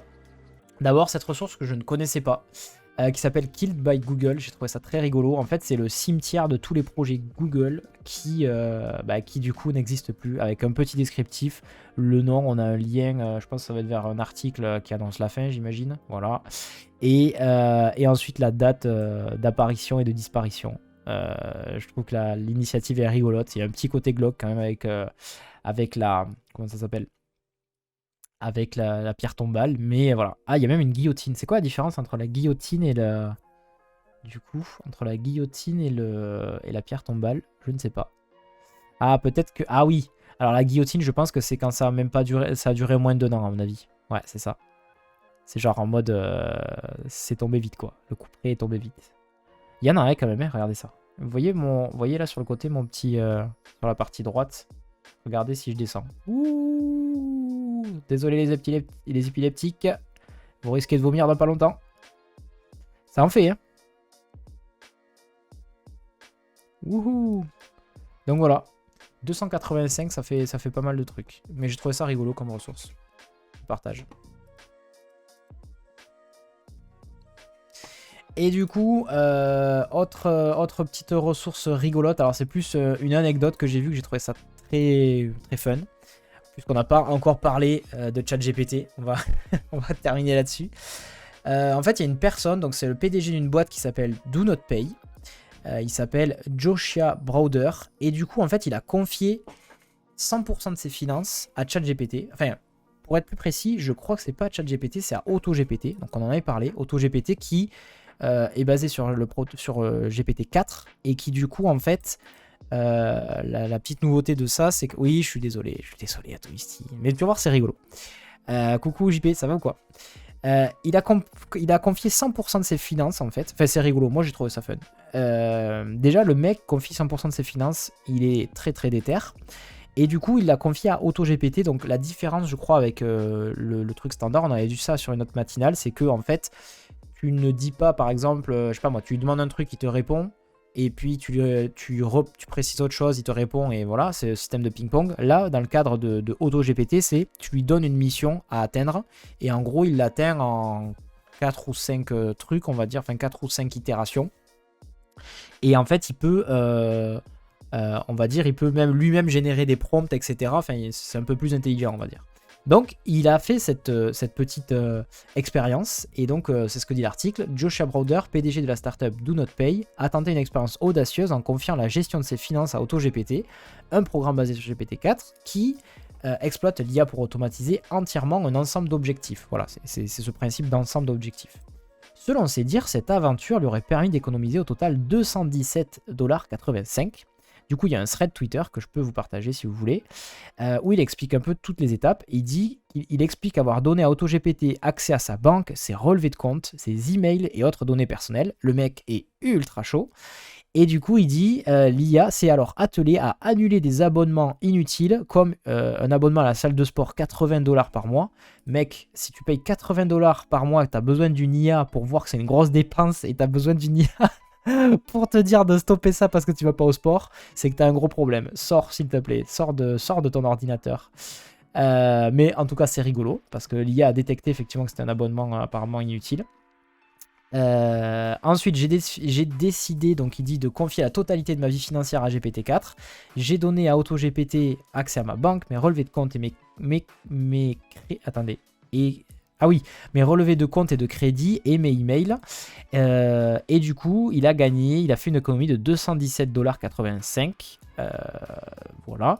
Il disait aussi que AutoGPT a rédigé une plainte contre le service de Wi-Fi médiocre lors d'un vol United Airlines, ce qui lui a permis du coup d'obtenir un nouveau remboursement. Donc ça a carrément rédigé un mail en disant let's go, j'ai eu tel et tel souci, remboursez-moi. Donc il a gagné de la thune là-dessus. AutoGPT a également réussi à négocier une réduction de plus de 100 $ sur la facture internet de l'entrepreneur. C'est quand même très rigolo de voir un truc comme ça et de se dire que c'est en place. Bien sûr, cette histoire n'est pas la première et AutoGPT peut sembler vraiment sur le point d'amorcer une vraie révolution dans l'automatisation des tâches d'OP à l'IA. Toutefois, des doutes subsistent. Alors voilà, il faut quand même remettre un peu dans son contexte. D'abord parce que GPT-4 sur lequel repose AutoGPT a tendance à produire des informations inexactes et trompeuses, ce qui peut rendre la stratégie risquée. Traduction, ne faites pas ça chez vous les jeunes, ça a été réalisé par des professionnels, puisque lui c'est un mec qui est là-dedans, donc c'était très expérimental comme truc.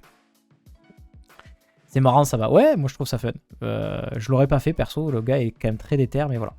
Et après, donc, d'autres précisions, Do Not Pay est une application qui est un peu controversée visiblement, c'est une application dont le concept et de proposer des services juridiques d'OP à l'IA. Et du coup, ils se sont déjà illustrés dans des cas un peu douteux. Pardon. Excusez-moi. Par exemple, des internautes rapportent l'inefficacité de l'application dans certaines procédures simples comme l'annulation de contraventions. Ouais, ils avaient fait une XP aussi très très rigolote. Ils avaient proposé d'équiper un avocat avec une oreillette et du coup que l'IA lui donnerait tous les discours à donner devant le juge, mais finalement il l'a pas fait parce que c'est interdit par la loi américaine. Mais voilà, on voit que cette boîte là de notre pays, ok, c'est... Ok, peut-être c'est pas parfait, machin, mais c'est quand même très fun. Ils font des expériences qui sont quand même très délire, quoi. et du coup, ils sont assez déter sur ce genre de truc, et ça fait pas mal parler. En termes de market, ils sont quand même très bons. Les internautes reprochent également à ce type d'approche la dissémination des données personnelles des utilisateurs, bien sûr. En effet, pour que GPT-4 puisse vraiment agir, il faut lui donner accès à des données personnelles qui peuvent, à la faveur de bugs, apparaître dans d'autres conversations, comme cela s'est déjà produit. Donc je vous conseille pas forcément de faire ce qu'a fait cette personne. Ce qui n'empêche pas DoNotPay d'annoncer une version juridique de AutoGPT, et ils sont en train de développer... attendez. Une version juridique de AutoGPT est en train d'être développée par eux, et le dispositif pourrait être en fait un plugin ChatGPT, puisqu'on a vu qu'il y avait des plugins ChatGPT qui pouvaient être développés depuis quelques temps. Donc voilà, je trouverais l'XP très rigolote, une façon d'introduire un peu de l'IA, même si c'était vraiment pas fait exprès. Je suis pas, voilà, j'en ai un peu marre moi de parler d'IA, mais j'ai trouvé ça quand même très fun. Le mec a quand même réussi à montrer que, au-delà du côté économiser de l'argent, que l'IA était capable de rédiger des mails, aller un peu plus loin que simplement question-réponse de façon un peu bête.